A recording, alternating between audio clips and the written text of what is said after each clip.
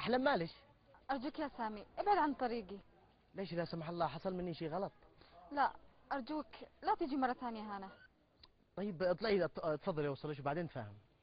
لا شكرا، مرة ثانية لا تتعبش نفسك تجي هنا. أحلام أحلام أحلام من يا قليل الأدب؟ من أنت يا عم؟ ما تشتي خير مني. ما تشتي أنت جالس تغازل لك بنات الناس. أغازل من يا عم؟ الله يفتح عليك خير مني.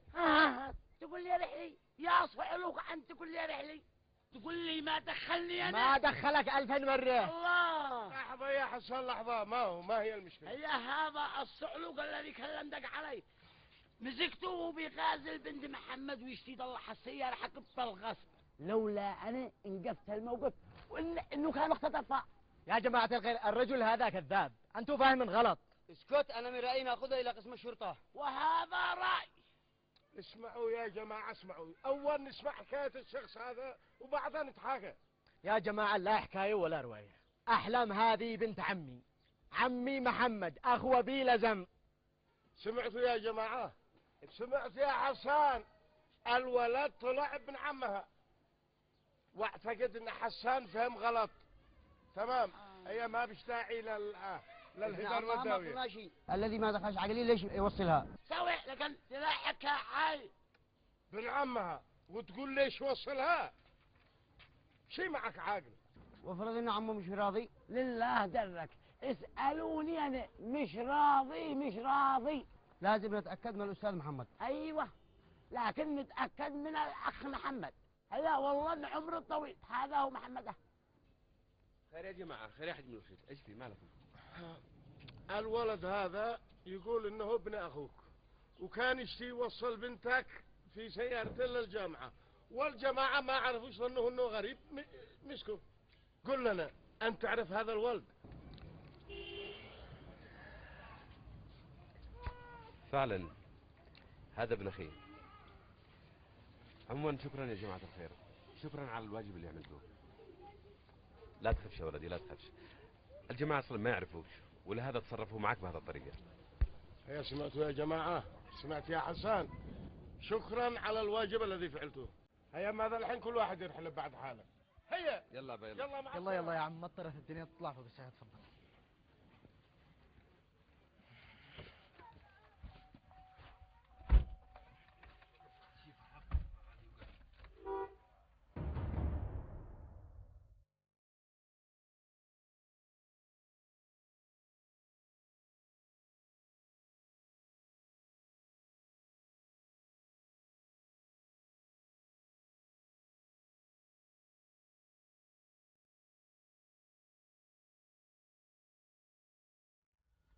أحمد، أنا شاعر بعمق الألم الذي بتعانيه يا أخي، بس هذه مش أول بنت ولا آخر بنت في الدنيا، ونصيحتي لك انساها يا أحمد.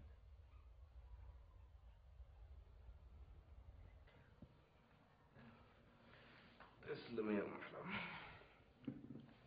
شكرا يا أحمد. حي الله سامي. الله يحييك يا أحمد. شفتي يا مريم؟ شفتي سامي؟ ان شاء الله اصبح رجال. منو مصدق اني حملته بين يدي وربيته مثل ابني. صدقتي يا عم، حتى أمي والله كانت تذكركم دائما بكل خير.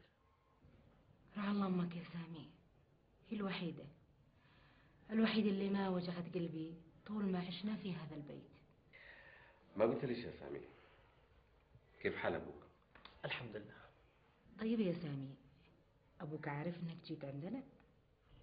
لا، بس وعدكم اني اكلمه.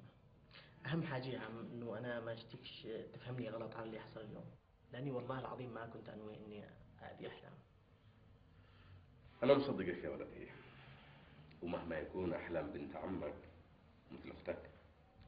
يعني افهم من هذا انك مش زعلان مني يا عم؟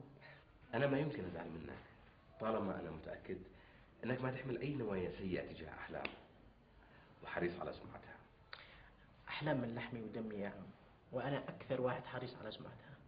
طيب يا سامي، ما دام يهمك سمعة احلام، ليش تخليها تركب معك في السيارة؟ ما فكرت ما حيقولوا الناس؟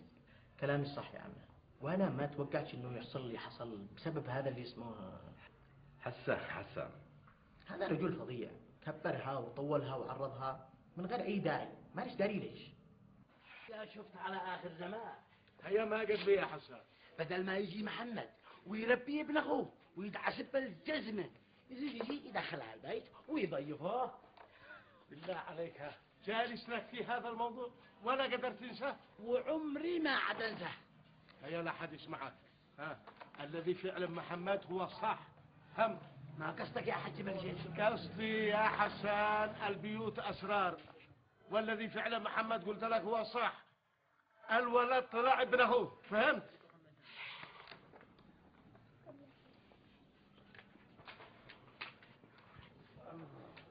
انا الذي بيقلقني لا يكون الولد هذا بيفكر يتزوج بحله. وما فيها يا حسان إذا تزوج بأحلى، أقل حاجة إنه متعلم. قال لك متعلم، والله لو صارت رقبتي هذا ما تدخل الزواج، ولعلمك احلم هي من نصيبي، يعني من نصيبي. ناهي ناهي، من نصيبك من نصيبك. اوف. على العموم يا ولدي حصل خير. أهم حاجة اللي حصل اليوم هذا إن شاء الله ما يتكرر. وانا وعدكم انه ما يتكررش، واشتيكم تفهموا حاجه، ان احلام اللي يرشها بالماء ارشه بالدم. بارك الله فيك، وأنا شاكر لك هذا المشاعر. انا اللي اشكركم، اللي والله ما كنتش متوقع. ليش يا سامي؟ هو قالوا لك ان احنا وحوش؟ ما اخفيش عليش يا عمه، اول ما بصرت عمي محمد وهو خارج من البيت ظنيت انه عقتني. أقتلك؟ إيش قال لك علي يا مجرم؟ لا إيش واكثر يا عم. إيش قصدك؟ يعني انت عارف السبب هي جدتي. ما لها؟ خلوها لكم بس على الله يا عم، الله يسامحها. بس الآن مش مجاملة بل حقيقة. عرفت الآن من هو عمي ومن هي عمتي، وتيقنت من كلام أمي طول السنين اللي فاتت إنه هو كلامها هو الصح، وكلام جدتي هو الغلط. أنا معتز بشهامتك وشهامة أمك الأصيلة. وأنا كمان أعتز بكم، ومن الآن وصاعدا اشتيك تعتبرني مثل ابنك، وأنت يا عمة اشتيك تعتبريني ابنك الثاني. وإحنا مرحبين بك يا ولدي. اعتبر هذا البيت بيتك، وزورنا في أي وقت تحب. وهذا فعلا اللي كان المفروض يحصل من زمان. بس يعلم الله ما موقف ابوك لو عرف انك جيت عندنا. أنا يا عمة ما بنسوي شيء غلط. معك حق يا سامي، لكن حاول تداري الأمور مهما يكون هذا أبوك. حاضر يا عم، واسمح لي أقول لك إنك أعظم عم عرفته في حياتي. شكرا يا عم، شكرا. والله خايف ان عامر ما يكونش قد المسؤولية زي سعد. ولا تخاف ولا حاجة يا قاسم، أنا متأكد إن عامر هيكون قد المسؤولية ونص. بس يا ناصر خبرة عامر عمرها ما حتكون مثل خبرة سعد. من قال لك هذا الكلام؟ وبعدين أشوفك تدي لسعد هذا حجم أكبر من حجمه وهو لا يسوى شيء. لا يا ناصر، سعد هو يا قاسم ايش يا أخي الكلام الذي نقوله عن عيده ونزيده مرة ثانية؟ على العموم هذا المرة على صدقك، ووافق على تعيين عامر بدل سعد، لكن لو أثبت أنه غير جدير بهذا المنصب ما تتحمل المسؤولية الكاملة إلا أنت. ولا يهمك، على مسؤوليتي، وهذا القرار وقع عليه.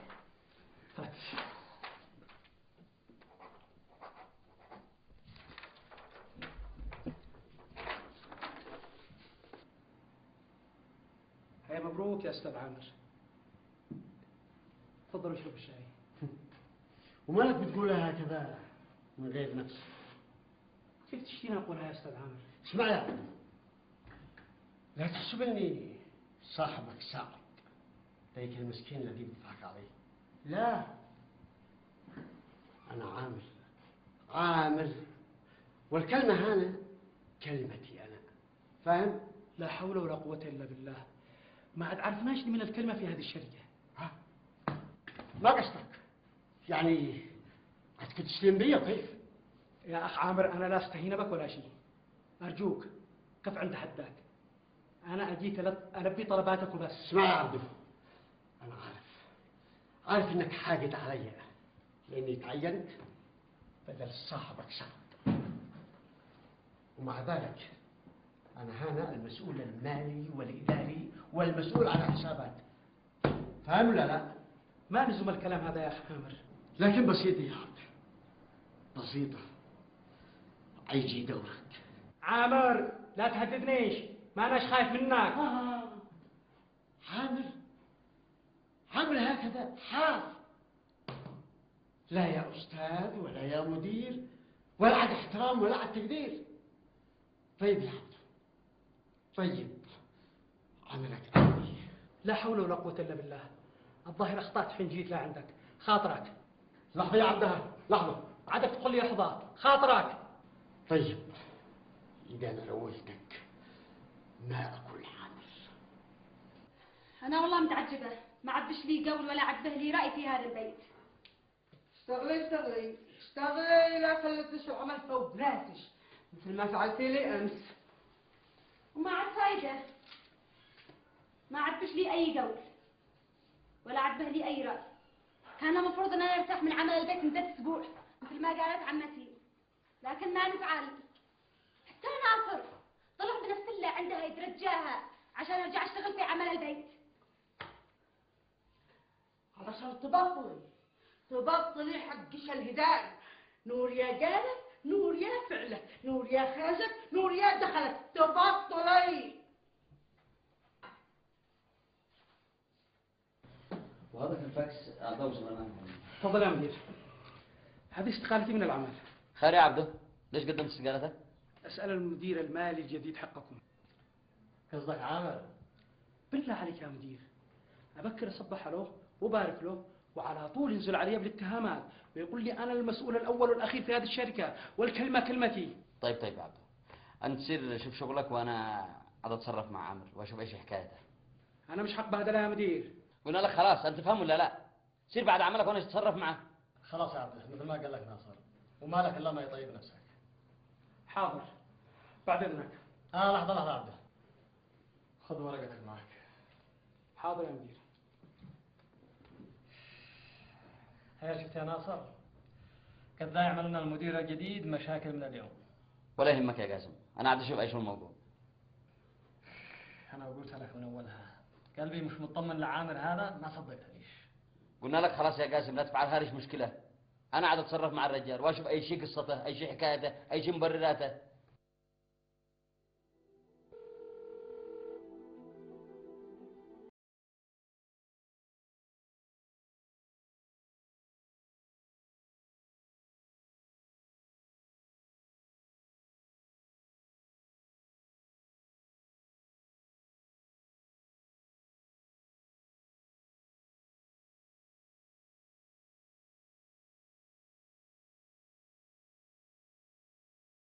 على من يا مبخوت؟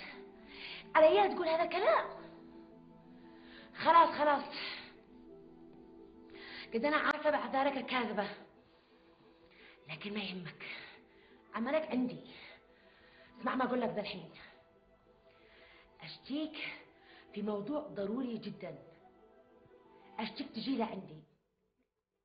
ما عليك من القضيه ذا الحين، اقول لك اشتيك في موضوع ضروري جدا، تجيلي ذا الحين. ويا ويلك يا ويلك يا مبخوت لو تتأخر. يلا مع السلامة. يعني يا حنان عجبتش الجلسة بتجدش؟ أنا مشتاق لش. خلاص يا عم مريم، أنا من اليوم شاعش عند أمي على طول وش أشوفكم كل يوم. يا حبيبتي أكيد يا حنان، يعني عمش وجدش وافقوش تعيشي مع أم هانة؟ وافقوا أو ما وافقوش أنا مش رجعش، أنا مش رجع. لكن يا حنان ما قلتيليش أي حين جيتوا؟ قبل قليل. وأم شيني؟ عجي الآن. هذا أمي جت. السلام عليكم. وعليكم السلام ورحمة الله وبركاته. كيف حالك؟ الحمد لله. الحمد لله على السلامة. الله يسلمك، كيف حالك؟ الحمد لله بخير. يا سامي، شفت أحلام؟ سامي أرجوك يا سامي تنسى موضوعها. يعني أحلام كلمت إيش؟ أيوة يا سامي. أحلام لو سمحتي ايش تكلمش في الموضوع؟ أرجوك يا سامي اتركني لحالي، وكفاية إنك أحرجتني وسببت لي مشاكل، ومن عارف اليوم إيش حيحصل لي لو أبي يعرف لي ما حصل. أنت فاهمة غلط يا أحلام، أنا أشتي أوضح لك أصلا إنه آسفة يا سامي، أنا مضطرة أمشي. خليها براحتها.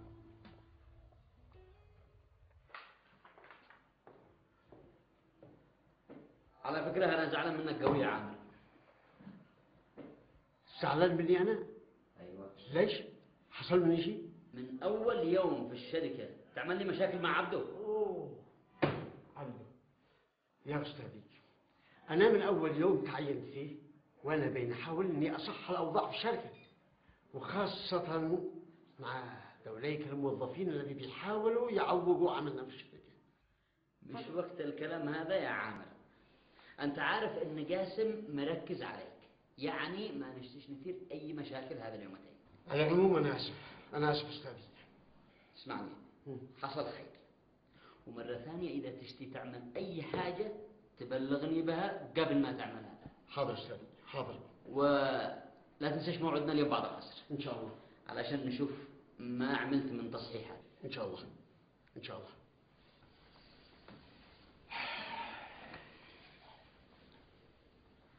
كل ما قلت جا الفرج قال يا شديد العقاب. ومن رجال انا هذا سامي ابن عمي وما يشتي او بيفكر يتزوجها، لكن حرمت علي يتزوجها لو صارت لقبتي هذا.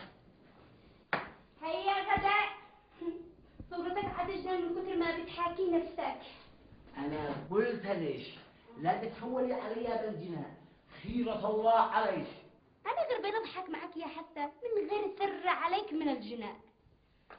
هيا قل بسم الله قبل يبرد الغداء، تعرف مثل الصنم. من كيفك ضعيف ها؟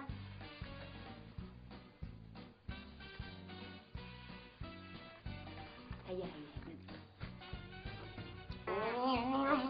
باقي سيئة. البصل بس. الله يسامحك بس يا أحلام، مش لو اديتي لي فرصة أكلمك قد كان أحسن. الآن كيف العمل؟ لازم تعرفي باللي دار بيني وبين عمتي وعمي عشان ما تعيشيش حالة قلق. بس كيف على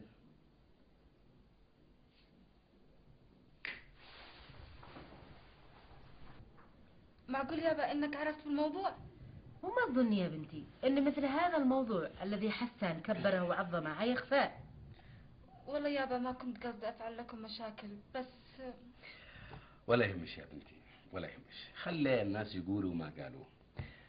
انا واثق فيش وعارف ما معي. صحيح انه سامي اخطا عندما حاول انه يوصل شغل وحده، لكن الولد للامانه طلع مؤدب ومتفهم ووعد انه ما يكررها. يعني التقيت بسامي؟ اسألي امش. للامانه سامي طلع ولد بمعنى الكلمه، لا من اخلاق لا من شهامه، حبوب ما شاء الله عليه. صراحة هذا الولد ما يذكرني إلا بأخلاق أمها الطيبة الله يرعاها، لكن حين أذكر إنه ابن أخوك قاسم ينقبض قلبي وما اطمنش له. هي ليش يا مريم؟ حتى أخي قاسم والله إنه طيب. طيب ما قلنا حاجة، لكن بصراحة ما دام أمهم العقربة وراهم ما فيش في وجوههم الخير، وأنا بصراحة ما عاد نشتيش نخالقهم، كل واحد يروح له بعد حاله. ليش يا مريم؟ الله سبحانه وتعالى ما أمر بالقطيعة، ولا ما رأيش يا أحلام؟ صح يابا. هيا صحصحي ليش صحصحي؟ يعلم الله ما في راس الولد. ما تقصدي يما؟ قصدي واضح، إنه معجب بش ويشتي يتزوج بش. لا لا يا أم أحمد، أنت رحتي بعيد. وين رحتي؟ أنا كان كلامي واضح مع سامي، إن أحلام مثل أخته، واللي يهمني الآن إنهم ينتبهوا لدراستهم وبس. هيا أنا شا أذكرك، إذا ما كان الولد بيحوم حول البنت ما تسميني مريم. حتى وإن كان الشي أحلام، منين شلقاه أحسن من ابن أخي قاسم؟ هيا بطلك الخبالة، قال ابن أخي قاسم، هذا لو ما تكون أخوة مثل الناس. هنا يا مريم أنت سهل، لابد ما يجي اليوم الذي يلتم فيه الشمل إن شاء الله. الله يعينك، خليك هكذا طول عمرك تحلم. سهل يا بنتي، انت لا تأثري بكلام امش. يساعد جيلها الجنية هكذا تجغر طبيعتها، لكن هي طيبة، قلبها طيب. أنا عارفة يابا، ويكفيني ثقتك. يلا تصبحوا على خير. وانت بألف خير يا بنتي.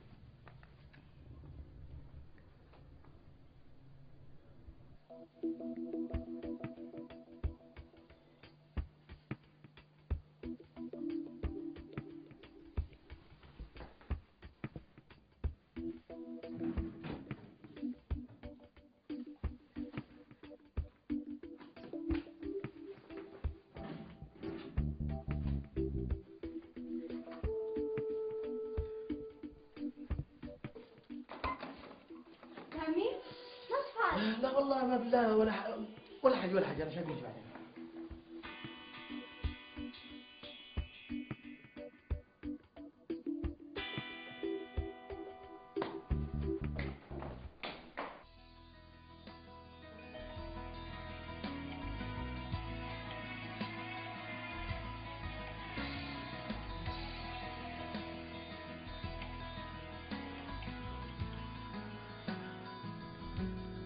الو، من معي؟ سامي؟ ممكن اعرف يا سامي من ادالك رقمي؟ يعني ياسمين ملهاش ذنب؟ يا سلام، ايش تقول يعني مش من ياسمين؟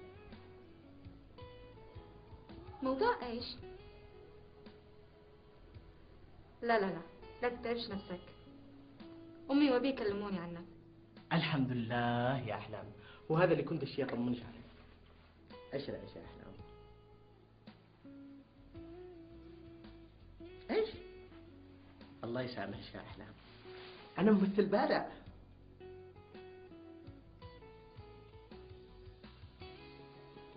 لا لا لا لا أبدا والله، صدقيني أنا حبيت عمي وعمتي كثير.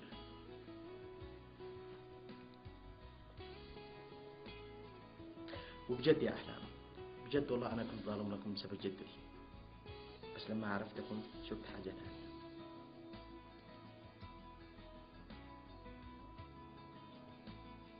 الرقم المطلوب مشغول في الوقت الحالي، يرجى محاولة الاتصال لاحقا. معقول ثالث مرة اتصل لي سامي وهو مشغول، يعلم الله من بيكلم. بجد؟ ولا مجاملة؟ لا لا لا يا سامي، مصدقة لك. على العموم شكرا على اتصالك، سلم لي على ياسمين. طيب يا أحلام، أكلمش وقت ثاني؟ أوكي، مع السلامة. يعجبك هكذا؟ أو كنت أعتقد إن أنا مش عارفة إنك كنت في غرفتي وبتفتش في أغراضي؟ أنا غلطان، بس للضرورة أحكام. هو هذا كل ما يقلقش انهم بكره حيقابلوا منصور مثل ما قال برهان. وما تحسب ان امر منصور بسيط، ولا نسيت ما فعلت انا بمنصور؟ وهذا الحين ينتظر الفرصة ينتقم مني، وهذه فرصة وجت له عنده. اكيد يا خاله، ما تخافي من منصور بهذا الشكل، الا هو يعرف عنك اسرار كثيره ما قد قلت ليش بها. مبخوت، الزم حدودك ولا تخليني اندم اني وثقت فيك وقلت لك اسراري. بس مدري ليش يا خاله احس انك تخفي علي حاجات كثيره. اخفيمه البيت وقلنا لك قصته، واخي منصور وان داري انه حاول يخونني ويستفزني ويستغلني، ما هو الذي عاد تشتي تعرفه مني؟ بس ما تقولش ليش بقصه حامد وايش علاقته بمنصور، وين اختفت الثروه التي كانت معه؟ وانت ما دخلت بحامد يا خاله، انت ما اعرف عنك كل حاجه اقدر اساعدك. هذا مش دخلك. اسمعي يا مبخوت، ازيد اسمع منك كلمه حامد لقطع لك لسانك، مفهوم؟ مفهوم. وايش المطلوب مني دحين؟ خارجني من منصور، اشتيك تفعل المستحيل قبل ما يلتقي الحج برشد ومحمد منصور. وليش؟ لا ينقلب ضدي ويفعل لي فضايح على اخر الزمن. حاضر، خلي هذا الامر علي. هنشوف يا مبخوت، ولا قدي حقك. ويا ويلك مني انداني لو قلت كلمه ما رجعش فيها. لا أخفي عليكم سيد المدير إنه من خلال مراجعتي للسجلات اكتشفت إن سعد كان همه إنه يهدم شركتكم أكثر مما يبنيها. كيف؟ تصور إنه ما من صفقة تجارية كبيرة أو صغيرة إلا ودافع ضرايبه كاملة، كانوا بيشتغل مع الضرايب مش معكم. وهذا هو الذي كنت بنصح منه، وأيضا هو سبب زعلي أنا وسعد. طيب واخو قاسم وين عقله؟ وكيف يوافق على توريد هذا المبالغ الضخمة للضرائب؟ كيف؟ أخي قاسم هو عاجبه الموضوع، لأن أنت عارف قاسم أخي قال لك من شيش يأكل نفسه حرام. حرام ايش من حرام؟ هذا مبالغ هائلة، مبالغ تقسم الظهر. كان بإمكانكم توسعوا تجارتكم بها أكثر وأكثر، لكن ما أدري. ما علينا. على العموم البركة فيك. أشتيك تشوف لي طرق وأساليب كيف نقلص المسائل هذه إلى أدنى حد. بالنسبة لهذا الموضوع في عدة طرق وأساليب، لكن هل أخوك قاسم حيرضى ولا لا؟ قاسم خليه عليه، وإذا قدوه الصدق أنا عاد أخلي أمي تضغط عليه، لأن أمي رافضة إن احنا ندفع قرش واحد. بس ما نفعل لقاسم، طول عمره عريض. عموما اترك الموضوع هذا على جنب، وهتشوف بعدها تكتكة عامل وذكاء. طيب أنا كنت أشتكي في موضوع ثاني. أشوف هل عندك خطة كيف نطور العمل، كيف نوسع العمل؟ هذا الذي أشتيه. هو في الحقيقة في موضوع سهل وسريع وارباحه كثير جدا. وما هو هذا المشروع؟ المشروع هذا هو في الحقيقة لا عابر، أنت إنسان عملي. ما قصدك؟ قصدي إنه ما ينفعش الكلام في المشروع. كلام مجرد كلام، لا. أنا أشتيك تديلي مشروع مدروس مكتوب كتابة. عفوا أستاذي، أصلا المشروع هو عادي يعني مجرد فكرة، إنما أنا أعمل الدراسة وأعرض عليكم. وأنا منتظر يا عامر. مساء الخير يا أحلام. معقول يا سامي؟ معقول هذه رابع مكالمة تكلمني فيها اليوم؟ طيب ممكن تقولي بصراحة إيش سر اهتمامك بيه؟ يمكن تقولي عليه إعجاب. إعجاب؟ إذا كلام أمي صح طلع يا سامي. لا تشغلش بالك بما قالت. رأيي أنا مش عارفة، لكن ممكن أفكر. صدقيني يا أحلام، أنا من يوم ما عرفتش وأنا حاسس إني بقيت إنسان تاني. أنا يا أحلام مش قادر كيف أشرح لش ولا أعبر لش عن شعوري، بس اللي تيجي تعرفيه. ألو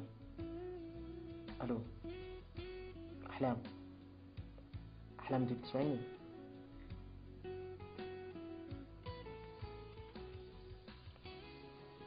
يمكن كلامي يحرجها. يا الله، ما عرفت البطارية تطفي إلا الآن. هي خير يا بنتي، مالش بتكلمي نفسك؟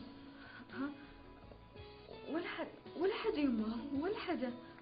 ولا حاجة يا أحلام، ومن يحين بتخبي على أمش؟ بعدها من الذي كان بيكلمش في التلفون؟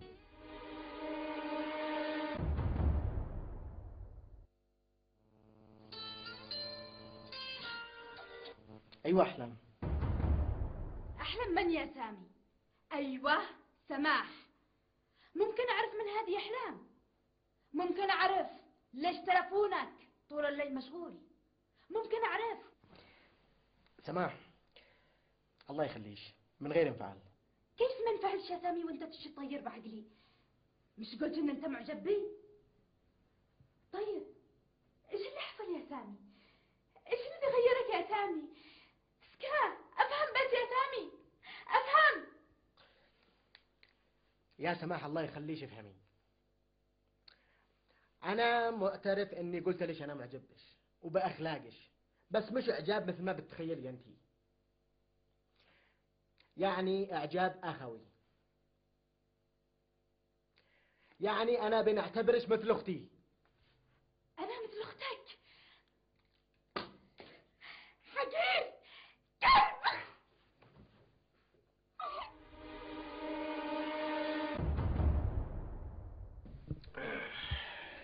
اليوم هذا شقاب المنصور، دعي لي.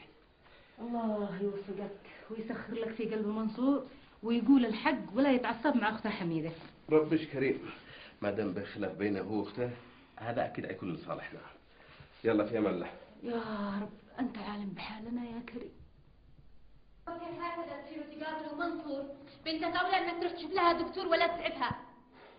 بنت السماح مش مريضة عشان أشوف لها دكتور، ودخلت لعندها اليوم الصباح وسألتها، كل الذي عندها شوية تعصب وتوتر. وإحنا لازم نعرف ما سبب هذا التعصب والتوتر. والله هذه بنتش، اسأليها، لأنها مش راضية تقول لي إيش سبب انفعالها أمس وليش كسرت التلفون. إذا جاوبتش على كل هذه الأسئلة رجعي كلميني ونشوف كيف نحل مشكلتها.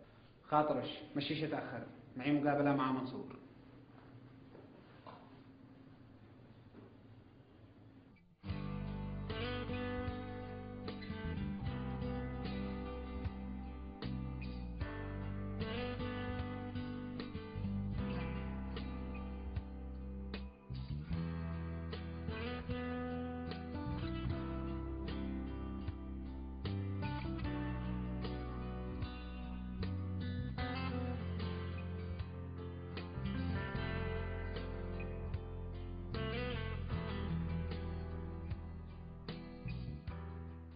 خير مالش يا بنتي بتبكي؟ لين ما تلفونش مرمي بالأرض؟ شو اللي حصل لك يا بنتي؟ كلميني مالش ساكتة. ولا حاجة. كيف ولا حاجة؟ تلفونش مرمي، من بيتصلش؟ في حد قالش حاجة؟ في حد ازعجش؟ ريحيني يا بنتي. قلت لش يما ما فيش أي حاجة. اخذش لعند الدكتور علشان يعالجش؟ لا يما أرجوش خليني لوحدي. راحتش يا بنتي.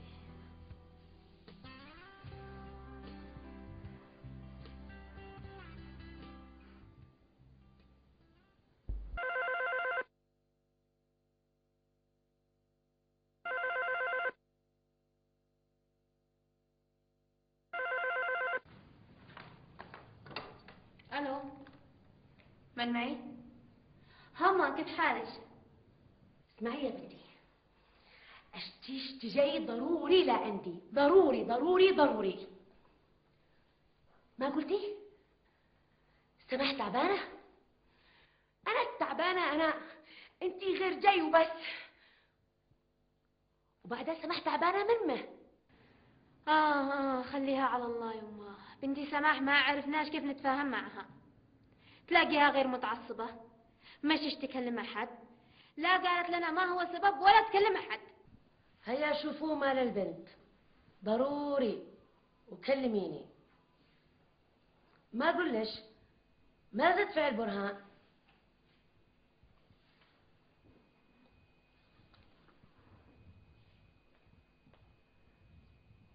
يعني صار على ما قلتي قابل منصور.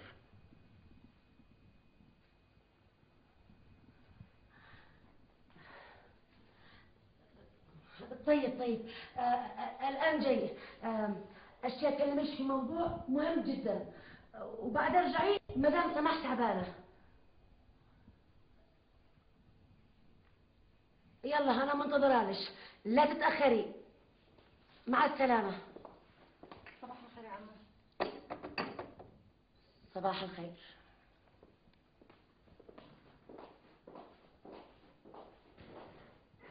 هيا ما قد مربطة على راسش. من البواطل وحريق الدم. صلي على رسول الله يا مريم، أنت دايما متشائمة. اللهم صلي وسلم عليه وعلى آله. مش اليوم التقوا منصور وتعرفوا الحقيقة؟ أيوة، بس ظهر لنا عرق جديد منهم يشتي يضحك على عقل بنتي وبيقول إنه معجب بها. من هو هذا؟ سامي ابن قاسم. سامي ابن قاسم؟ وما قصدي إنه معجب بها. علمش، لكن أنا بصراحة ما نشتيش نخالق هؤلاء الناس ولا نختلط بهم. أنت خليها على الله يا مريم، ولو الولد نية الصادقة كل شيء عيبان من وقته، وكلها النصيب. طول عمري وانا بين ادور على حقيقة ثروة امي. مش معقول لو ما القى خيط يوصلني للحقيقة اقوم اتركها. منصور ما لقيوش في السجن. سكر مو حليب ميه وانت تقلب من قبال وشي اقلع لك هذا الوشي فرج خرجت عيناك. يستاهل مجرم وقاتل، انت قدمتي خدمه للعداله، فيها حاجه؟ انا اخش منصور. أكيد أمك تقصد إنه خرج من السجن وهذا الذي كالك. أعتقد إنها بتقصد مبخوت. أمينة، ها؟ أنت عارفة بتخافي من زوجك ولا ماشي؟